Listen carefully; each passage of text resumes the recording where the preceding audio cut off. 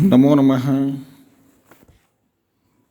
विषय न्याय दर्शन, कक्षा कनिष्ठोपाध्याय, तर्क संग्रह। प्रस्तुतकर्ता डॉक्टर दीपक शर्मा, प्राध्यापक, राजकीय वरिष्ठ उपाध्याय, संस्कृत विद्यालय, जयपुर। विद्यार्थिनः कनिष्ठोपाध्याय कक्षायां भवतां सर्वेषां स्वागतम्। अद्य वयं सामान्यस्य विषये अध्ययनं करिष्यामः। सामान्य निरूपणम्। नित्यमेकमनेकानुगतं सामान्यं द्रव्यगुणकर्मवृत्ति तद्विविधं परापरभेदात् परम सत्ता अपरम द्रव्यत्वादिः। जो नित्य और एक होकर अनेक में अनुगत है उसे सामान्य कहते हैं। वह सामान्य द्रव्य में, गुण में और कर्म में रहता है। तद्विविधम वह दो प्रकार का है, पर सामान्य और अपर सामान्य के भेद से। पर सत्ता है और अपर जाति द्रव्यत्व आदि हैं। सामान्यम चतुर्थ पदार्थ तस्य लक्षणम आह नित्यम इति। नित्यत्वे सति एकत्वे सति च अनेक संवेतत्वं सामान्यस्य लक्षणम इत्यर्थः। सामान्यम जाति इत्यर्थान्तरम अर्थात सामान्यम जातिश्चेति पर्यायौ शब्दौ। एकमनेकानुगतं सामान्यमित्येव लक्षणं स्यात्, संयोगेति व्याप्ति स्यात्। यतो हि तत्रापि एकमनेकानुगतत्वं वर्तते। अतस्तद्वारणाय नित्यमित्युक्तम्। संयोगो न नित्यः। यदि नित्यमेकमित्येव लक्षणं तदा तु कालादिषु अतिव्याप्ति स्यात्। यतो हि कालादयोऽपि नित्याः। अतस्तद्वारणाय अनेकेति। काल एक एव अनेकानुगतत्वं च समवायेन बोध्यम्। 7 पदार्थों में सामान्य चतुर्थ पदार्थ है। उसका लक्षण करते हैं नित्यम। नित्य होते हुए और एक होते हुए अनेक में संवेत होना सामान्य का लक्षण होता है। सामान्य और जाति ये पर्याय शब्द हैं। व्याकरण महाभाष्य में सामान्य के लिए आकृति शब्द का भी प्रयोग किया गया है। नित्यमेकमनेकानुगतं सामान्यम अर्थात नित्यत्वे सति अनेक संवेतत्वम, यह लक्षण सामान्य का बनता है। अनेक संवेतत्व संयोग में भी होने से नित्यत्वे सति यहाँ पर कहा गया है। अनेक पद नहीं देते तो आकाश आदि में भी लक्षण चला जाता, अतः अनेक पद देना आवश्यक हो गया। अयम भावः सामान्यम नाम जाति यम च जातिरनेकेषु वस्तुषु व्यक्तिषु वा समान रूपेण भवति, अतः सामान्यमित्युच्यते। अनेकेषु वर्तमानेयं जातिरेका नित्या च भवति। एवं च नित्यत्वे सति एकत्वे सति च अनेकेषु अनुगत रूपेण वर्तमाना जाति इति तल्लक्षणं संपद्यते। उत्पद्य विनष्टेषु उत्पन्नेषु उत्पत्स्यमानेषु संसारे क्वापि च कोणे विद्यमानेषु मानवेषु स्त्री पुरुष बाल वृद्धादिषु सर्वेष्वपि अनुगततया समान रूपेण विद्यमाना मानत्व जातिः। एवमेव घटत्व पटत्व गोत्वादि जातयो बोध्या। उक्त लक्षण का भाव है कि सामान्य यह जाति का नाम है। यह जाति अनेक वस्तुओं व्यक्तियों में इनमें समान रूप से रहती है, अतः इसे सामान्य कहते हैं। अनेक में विद्यमान रहने वाली यह जाति नित्य होती है, अतएव नित्य एकत्व और अनेक में अनुगत रूप से वर्तमान को जाति कहा जाता है। उत्पत्ति होकर नष्ट हुए या उत्पन्न होकर विद्यमान और उत्पन्न होने वाले संसार में कहीं भी किसी भी कोने में विद्यमान मानवों में स्त्री, पुरुष, बाल, वृद्ध आदि समस्त जनों में अनुगत रूप से समानतया विद्यमान मानवत्व जाति है। इसी तरह घटत्व जाति, पटत्व जाति, गोत्व जाति आदि समझनी चाहिए।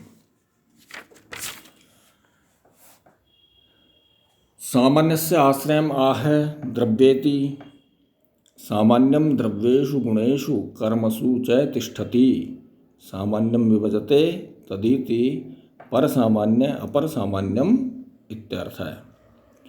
परसामान्यम आह सत्येति, अपरसामान्यः है अपरमिति। अधिक देशवृत्तित्वात् सत्तायाः परत्वं तदपेक्षया न्यून देशवृत्तित्वम् अपरत्वं द्रव्यत्वाद्यपेक्षया अधिक देशवृत्तित्वात् सत्तायाः परत्वं तदपेक्षया न्यून देशवृत्तित्वात् द्रव्यत्वात् अपरत्वं बोध्यम अर्थात अधिक व्यक्तिषु विद्यमाना जाति परजाति यथा सत्ता जाति।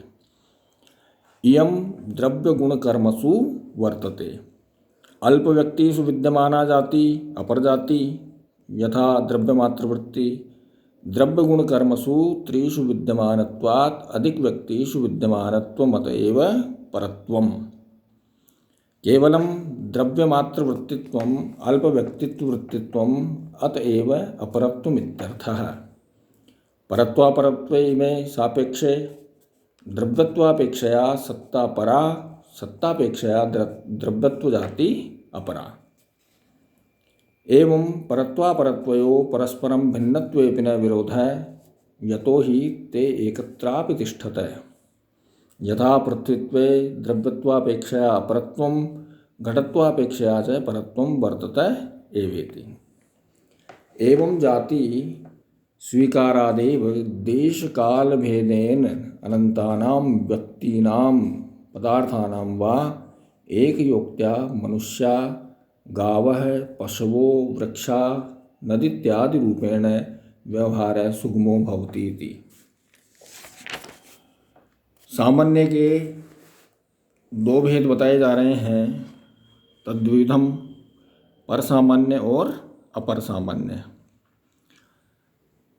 पराजाति और अपराजाति भी इसको कह सकते हैं।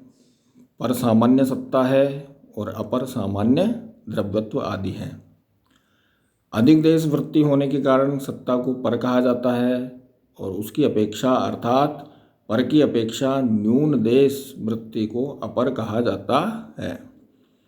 द्रव्यत्व आदि की अपेक्षा अधिक देश में स्थित होने के कारण सत्ता को पर मानते हैं और सत्ता की अपेक्षा न्यून देश स्थित होने के कारण द्रव्यत्व आदि को अपर मानते हैं।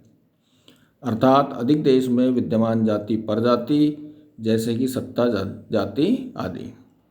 सत्ता जाति द्रव्य गुण और कर्म में रहती है। अल्प व्यक्ति में रहने वाली जाति अपर जाति हो जाती है, जैसे द्रव्य मात्र में स्थित जाति। द्रव्य गुण और कर्म तीन में विद्यमान होने के कारण अधिक व्यक्ति में विद्यमान है, अतः उसका परत्व सिद्ध है, तथा केवल द्रव्य मात्र में स्थित होने के कारण अल्प व्यक्ति वृत्ति है, अतः यह अपर है। परत्व और अपरत्व ये सापेक्ष शब्द हैं, अर्थात पर कहने पर किससे पर और अपर कहने पर किससे अपर। द्रव्यत्व की अपेक्षा सत्ता पर है और सत्ता की अपेक्षा द्रव्यत्व अपर है। ये परत्व और अपरत्व परस्पर भिन्न है, फिर भी आपस में विरोध नहीं है। परत्व और अपरत्व ये दोनों एकत्र रह सकते हैं, जैसे कि पृथ्वीत्व द्रव्यत्व की अपेक्षा अपर है और घटत्व की अपेक्षा पर है। इस तरह जाति को स्वीकार करके ही देश काल के भेद से अनंत व्यक्ति और पदार्थों का एक ही युक्ति से व्यवहार होता है, मनुष्य, गाय, पशु, वृक्ष, नदी आदि। इसके बाद हम पंचम पदार्थ विशेष के बारे में अध्ययन करेंगे। विशेष निरूपणम। विशेषः पंचमो पदार्थ नित्य द्रव्यवृत्तयो विशेषास्तु अनंता एवेति उद्देश्य प्रकरणे उक्तमेव हि संप्रति तद्लक्षणादिकं निरूप्यते। 7 पदार्थों में विशेष 5वां पदार्थ है और उद्देश्य प्रकरण में यह बताया जा चुका है कि नित्य द्रव्य में रहने वाले विशेष अनंत होते हैं। विशेषस्य निरूपणम नित्य द्रव्यवृत्तयो व्यावर्तका विशेषः।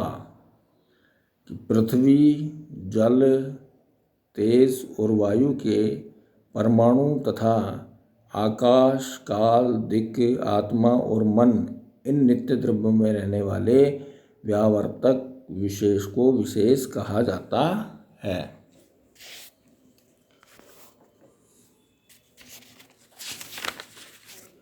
विशेष पदार्थम लक्षयति नित्य द्रव्येति। नित्य द्रव्येषु वर्तमानः तेषां च व्यावर्तकः परस्परम इतरवैलक्षण संपादका एव विशेषः। पृथ्वी, जल, तेजो वायुनां परमाणवः आकाश, काल, दिगात्मा, मनांसि च नित्य द्रव्याणि तत्र च एकैकस्मिन् एकैको विशेषो वर्तत एव। यदि केवलं व्यावर्तका विशेषा इत्येव लक्षणं क्रियेत तदा घटत्वादयोऽपि इतरव्यावर्तका भवन्ति तत्रातिव्याप्तिः स्यात्। अतस्तद्वारणाय नित्यद्रव्यवृत्तय इत्युक्तम्। आत्मत्वमनस्त्वयो अतिव्याप्तिवारणाय आत्मत्वमनस्त्वभिन्नत्वे सति इत्यधिकमपि विशेषलक्षणं निवेश्यम्। विशेष पदार्थ का लक्षण इस प्रकार से कर सकते हैं कि नित्य द्रव्यों में विद्यमान रहते हुए नित्य द्रव्यों के परस्पर व्यावर्तक जो होते हैं उन्हें विशेष कहा जाता है। व्यावर्तक इसलिए कहा जाता है कि ये परस्पर में जो वैलक्षण्य है उसे दिखाते हैं, अतः उन्हें विशेष कहा जाता है। पृथ्वी, जल, तेज, वायु इन चारों के परमाणु तथा आकाश, काल, दिग, आत्मा और मन ये नित्य द्रव्य हैं। उनमें प्रत्येक में एक एक विशेष अवश्य है। व्यावर्तका इति नित्य द्रव्याणां परस्पर भेद साधका इत्यर्थः। अयम् अत्राशयः नैयायिकैः स्वीकृता ये पदार्था तेषु लोका प्रसिद्धापि केचन केवल शास्त्रेणैव ज्ञातव्याः। यथा लोके घटस्य तद्वृत्ति घटत्वधर्मस्य च भेदं तयोः संबंधं च कोऽपि स्वानुभवेन न जानाति, किन्तु तार्किकाणां मते तदस्ति। एवमेव प्रकृतजन्मबुद्धया गोचरो विशेषनाम पदार्थोऽपि नैयायिकैरङ्गीकृतः। तत्रेयं तेषां युक्तिरस्ति घटादिकार्यद्रव्याणां परस्परं भेदो अवयवभेदेनैवानुमीयते तच्च क्रमशो अनुमीयमानः एतद्व्यणुकं तस्माद्व्यणुकाद् विद्यते एतत् परमाणुसमारब्धत्वात् इत्यन्तमेवानुमीयते। परं परमाणुषु नित्यत्वाद् अवयव अंतराभावात् तथा अनुमानं न भवितुमर्हति। न हि परमाणवः केनापि द्रव्येण समारब्धाः जन्याः सन्ति। अस्ति च परमाणूनां भेदः तस्मात् यः कश्चन तेषां भेदको धर्मविशेषः स एव विशेषः इति पदार्थः। स च सर्वनित्यद्रव्यवृत्तिः अनन्तश्च नित्यद्रव्याणाम् असंख्येयत्वात् विशेषाणां परस्परं भेदः स्वतः सिद्ध एव। विशेष के लक्षण में केवल व्यावर्तका विशेषा इतना ही रखते तो घटत्व आदि जो इतर व्यावर्तक होते हैं उनमें अतिव्याप्ति हो जाती। अतः नित्य द्रव्यवृत्तयः इतना कहना आवश्यक है। आत्मत्व और मनस्तत्व में अतिव्याप्ति वारण के लिए आत्मत्व मनस्त्व भी भिन्नत्वे सति इतना और भी जोड़ना चाहिए। व्यावर्तका नित्य द्रव्यों के परस्पर भेद साधक, इसका आशय यह है कि नैयायिकों के द्वारा स्वीकृत जो पदार्थ हैं उनमें लोक प्रसिद्ध होते भी कुछ केवल शास्त्र के माध्यम से ही जाने जा सकते हैं। जैसे कि लोक में घट, घटवृत्ति, घटत्व धर्म और उन दोनों के भेद तथा उनके संबंध को कोई सामान्य व्यक्ति अपने अनुभव से नहीं जान सकता, किंतु तार्किकों के मत में वह भेद स्पष्ट प्रतीत होता है, अर्थात इस तरह के भेद को तार्किक लोग ही समझ सकते हैं। इसी तरह सामान्य जनों की बुद्धि से परे विशेष नामक पदार्थ है जिसे नैयायिकों ने स्वीकार किया है। घट आदि जो कार्य द्रव्य हैं उनका परस्पर भेद अवयव भेद के द्वारा ही जाना जाता है, अर्थात अवयव भेद से द्रव्यों के परस्पर भेदों का अनुमान होता है। यह द्व्यणुक उस द्व्यणुक से भिन्न है, इस परमाणु से आरंभ किए गए होने के कारण इस तरह का अनुमान होता है, किंतु परमाणुओं के नित्य होने के कारण उनमें अवयवांतर नहीं है, अतः उनमें उस तरह का अनुमान नहीं है।